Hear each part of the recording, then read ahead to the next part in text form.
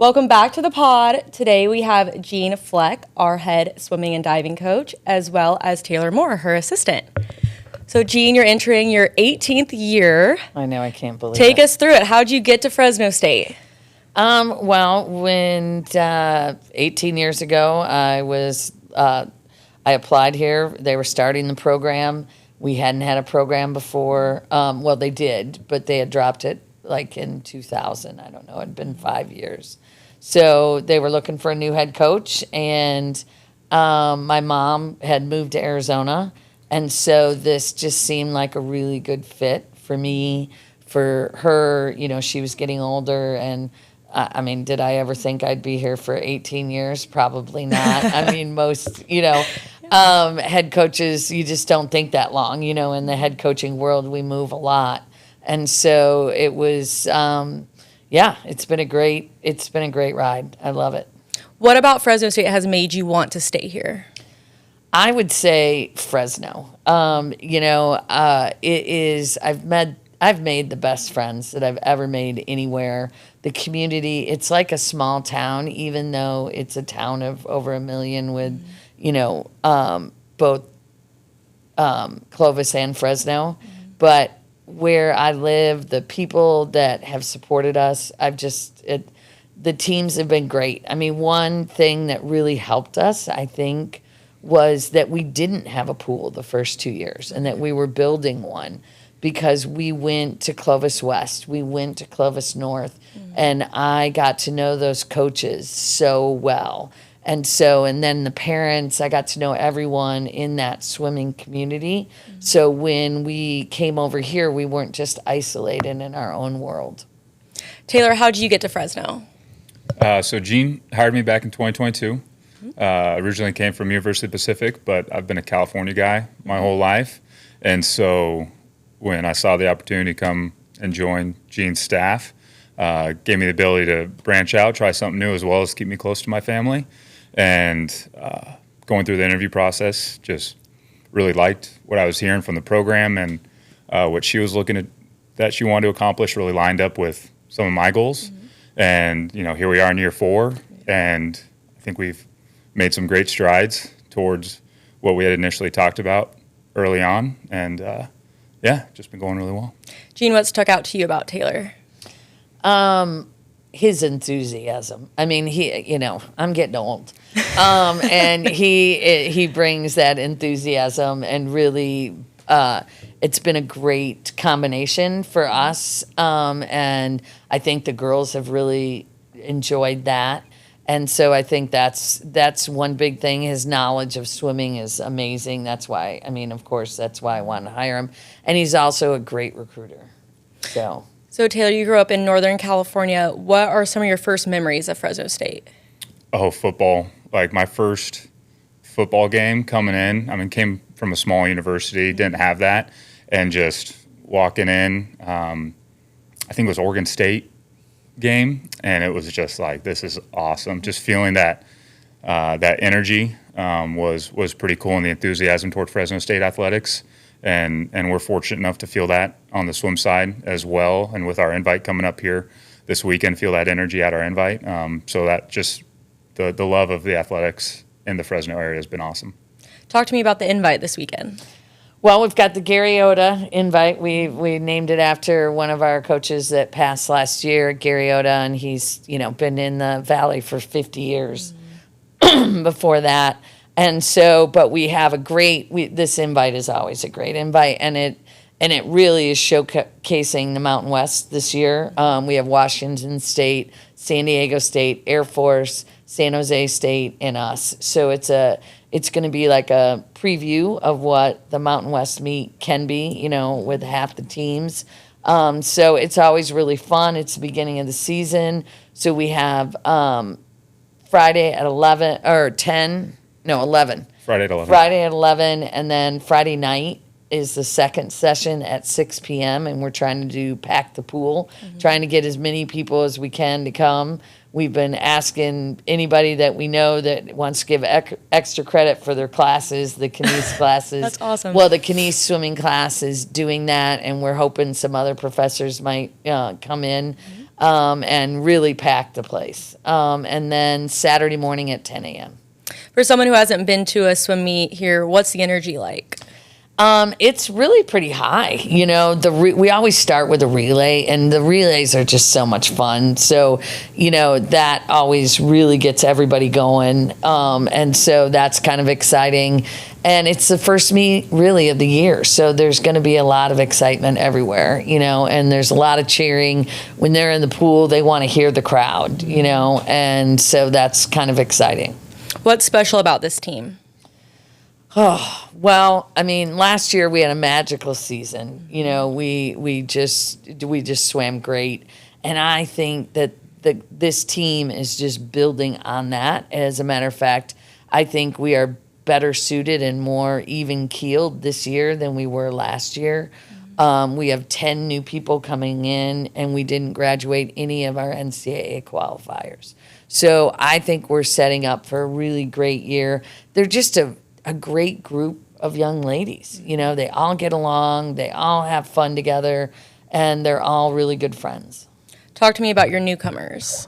So we've got, I'm going to forget somebody that's going to be bad because we have 10.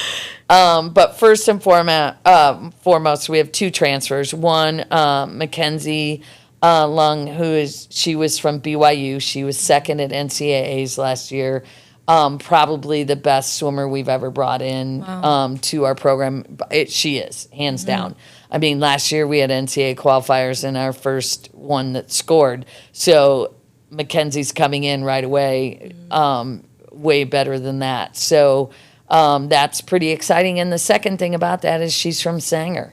So, I mean, she went to Clovis East, I think, and you know, she's a Clovis kid and a Sanger kid, and we're just really excited to have her join our program and to come swim for us her senior year.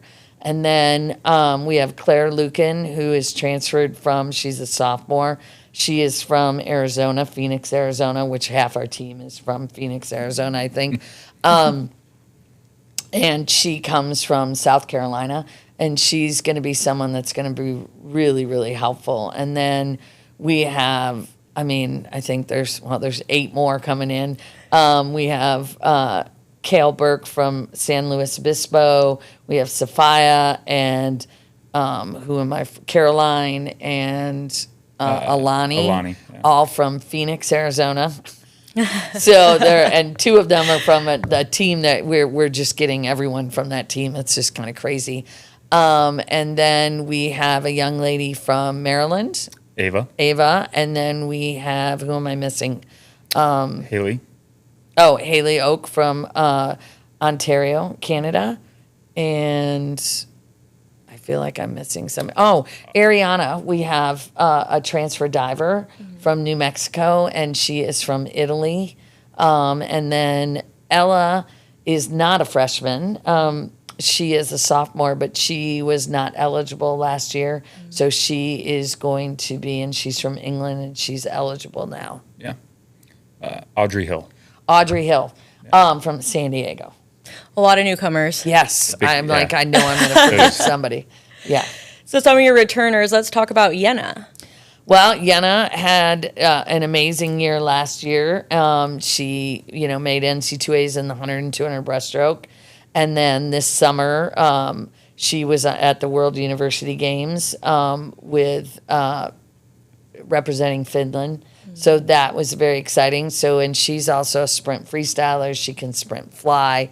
She's a great one coming back. She's a leader in and out of the pool, just a great young lady. So we're really excited to see what she can do. And conference champion in the 100 breaststroke last year. And Liz. Liz was our another NCAA scorer in the 100 and 200 breaststroke, just like Mackenzie, just like Jenna. I don't know what it is, but we have a lot of breaststrokers on our team. And Liz also went to the World University Games. She scored at NCAAs in the 200 breaststroke last year. And so very excited, and they had a great summer season. Liz got 2 fourth places at the World University Games. She missed getting on the podium, but they both had an amazing meet. It was a great experience for both of them. Or is there anyone else who you feel like had good off seasons that can contribute a lot? Yeah, I mean, I think Sam and Maria are two other captains with Grace. I mean, Grace is going to have a great year, and she was a diver that went to NCAAs last year.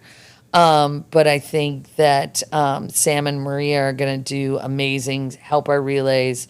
Riley Clark was a young lady that finaled in the 200 backstroke last year as a freshman. Sienna Chang, she made consoles in both of her events in the 100 and 200 backstroke. And I think some of our incoming freshmen are going to really push for those spots as well. And then we have Laura, who scored top 8 in the 400 IM and the mile. And we don't have Taryn, but she's also part of your staff as well. Talk about your relationship with her. Well, Taryn's been with me for 17 years. She's on her 18th season as well. And she would have come with me, but she's in practice right now. The divers train at a different time than we do. But she is amazing. I mean, we have 6 divers this year. Our diving team is loaded. You know, we had 3 scores last year, Parker, Natalia, and Grace, and they're all back. And then Ariana, she scored at New Mexico in the top 16 in her events. So we have 4 scores just in diving alone in the top 16. So that's going to be great for our conference meet. And when did you know you wanted to become a coach? Oh, good Lord. I started coaching when I was in 14 or 15 at a country club in the summer. And just kept coaching every summer, you know, and then went to Iowa State. And when I was a 5th year at Iowa State, the Des Moines Swim Federation asked me to start coaching with them if I could work with their team. And so I would drive down to Des Moines, and then I was working with the men's team. So really my senior year in college, I knew coaching was where I was going to go. What about you, Taylor? When did you know? Oh, man. So I coached in college a little bit, just summer jobs, having fun with that. But it wasn't my first gig once I graduated. I was doing data analytics. I lasted 3 months, and I was coaching club part-time, and the guy I was with, I quit the data analytics job and begged him to take me on full-time. And, yeah, that was 2015, and so jumped all in right then and there, and then jumped into college coaching in 2017. What do you love about coaching? Oh, I'll tell you right now because it happened this weekend. I love the relationships that you build, and to see, well, the girls will laugh if they watch this podcast, because why I coach is because I want them to be strong, independent women, to go out into the world and do great things. I say that to the girls. That's why I coach. Yeah. And this weekend we had our alumni weekend, and we had, 15 to 20 alumni back. I can't even remember. But while I was sitting at the table and they were all coming in, I got a phone call from a group that I coached at Ohio State, and it was their alumni weekend. And they called me and FaceTimed with me because they wanted to talk to me about, that's cool. That's why they were back. So really, that is why I coach, and I want to see these women, and seeing the difference between when they're 18 and 21 is just, the growth is just amazing. And I went to a brunch. One of the girls that was on my very first team here 18 years ago got married, and a bunch of the girls came back, and they invited me to meet them out for a brunch, and those were girls that I just peeled out of the kinesiology classes because we didn't have enough. I only had 3 months to get a team. So I got hired in May, and I had to have a team in August. And so I was getting kids out of, PE classes. Steph Hatayama was here. She's a veterinarian down in Sanger now, and she was a sophomore, and she was in the honors program, and I just heard she swam in high school, and I got her phone number, and I called her up and said, will you please come out and swim? And she comes back to our alumni meet every year. Her sister ended up making the Olympic trials, swam for us as well. So it's those relationships. What about you, Taylor? You've got to go back to the question. What do you love about coaching? Oh, man. Yeah. I mean, as Jeanne mentioned earlier, I'm a big energy guy. I love being the hype man. I love psyching the gals up and getting them ready to race. And then seeing the look on their face, like at the end of races, when they've accomplished something or done something that at the start of the year was such a massive goal and they didn't know if they would even be quite capable of being able to do it. Mm-hmm. But then they put in the hard work, they do all the training, the hours, and end of the year, it all comes together, and that smile, man, it's awesome. What would you say is the team culture that you try to establish? Well, we're working on it. I mean, I always tell recruits that's the first question a recruit will ask you. What's the team culture? Well, it changes every year because you have new people every single year. But our foundation is, responsibility, respect, and resilience. So we base everything on those 3 R's of our swimming, and our culture is that, is they love each other. They are best friends. And I'm an old school coach. I still make my swimmers all live in the dorms their freshman year. Really? And I hear back from them that was one of the best things that I could ever do for them, is because they eat their meals together as a group. It's not just 3 in an apartment or 4 in an apartment. Every meal they have together. And that is what builds that foundation. And I didn't have anyone transfer, out of my senior class last year. I had 1 girl transfer. I think that is part of our culture, and I think it's part of our success.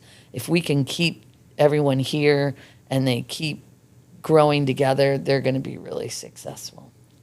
When you're recruiting, what is the draw to Fresno State? What can you tell the athletes they're going to expect?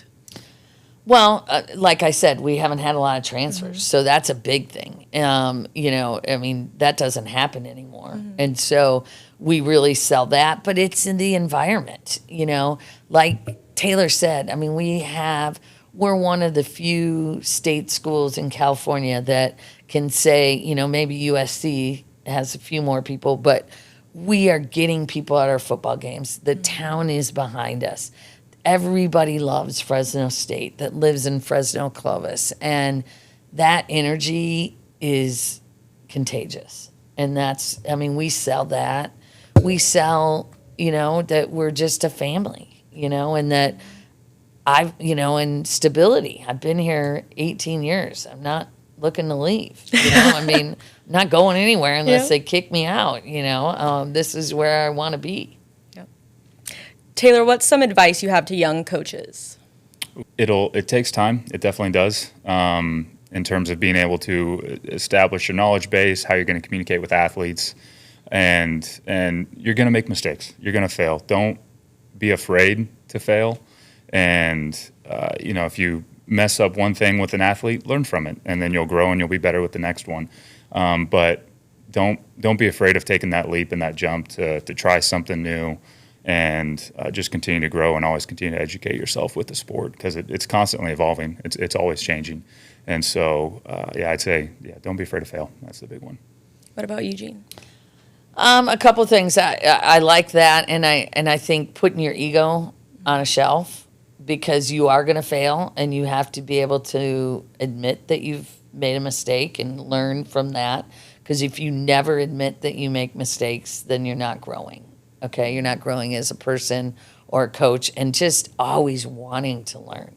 The whole thing about being a great athlete is that great athletes want to learn. They are striving for new things.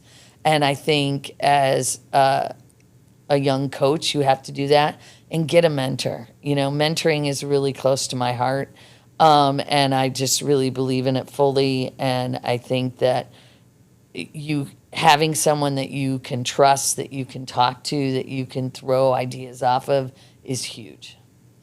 And then we're going to finish out with a little game about your team, and you guys can discuss together to come up with your answers. Okay. But if someone on your team was going to survive a zombie apocalypse, who would it be and why? Oh, man. Sam. Yeah, Sam was my Sam. first one. First of all, she's just smart. She is, resilient. She's going to think of things that I would never think of. You know what I mean? I also have another one. Oh, who? Franzi. Franzi? I think just is willing to, in that environment, would have no problem trying to thrive. Okay. If you had to put a team together to win the Amazing Race? How many people go? Two. Two people? Liz and Laura. That's pretty good. Yeah. Well, until they start squabbling. Yes, they're going to fight. They're going to be the ones that are going to fight on TV, and you're going to see them fight. I mean, they fight on the pool deck. Like, I got to break them up. But they're sisters, and they're twins. But I think, yeah. I don't know, though. They might be scared of stuff. In terms of, like, some of the challenges? Like tasting things and doing all that kind of stuff. Maybe. I don't, but that just working together, they can read each other's minds. So, yeah. If someone was going to become famous for something other than swimming, who would it be? Like, I'm trying to think of like an inventor. Like, I mean, she's like the scientist on our team, kind of. Sam? Yeah. Yeah. And then I'm trying to think of like, I don't know my freshmen well enough yet to know if, the newcomers, if they would be, but you know what? I could see Ella getting on some game show or something. Mm-hmm. And getting 15 minutes of fame or something. I could see Maria doing like some sort of like social media thing. Yeah. But if you're looking for inventing something or Sam is our, she is just into her major and she's just, she's a go-getter, No one's going to stop her.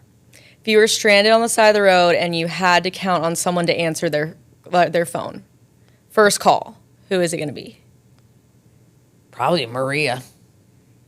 Mm-hmm. Maria. Now, she wouldn't have a car to come help me, so I don't know how, but she always is right on. She answers. It would not be Taylor. I would not call Taylor. You wouldn't call him? Throwing him under the bus. Fair enough. But Taryn and Taylor don't always have their phones, which is great because most people, and you wouldn't want to call me because I lose my phone all the time. So there are days that I don't even have it with me. So don't call you. Okay. Don't call me.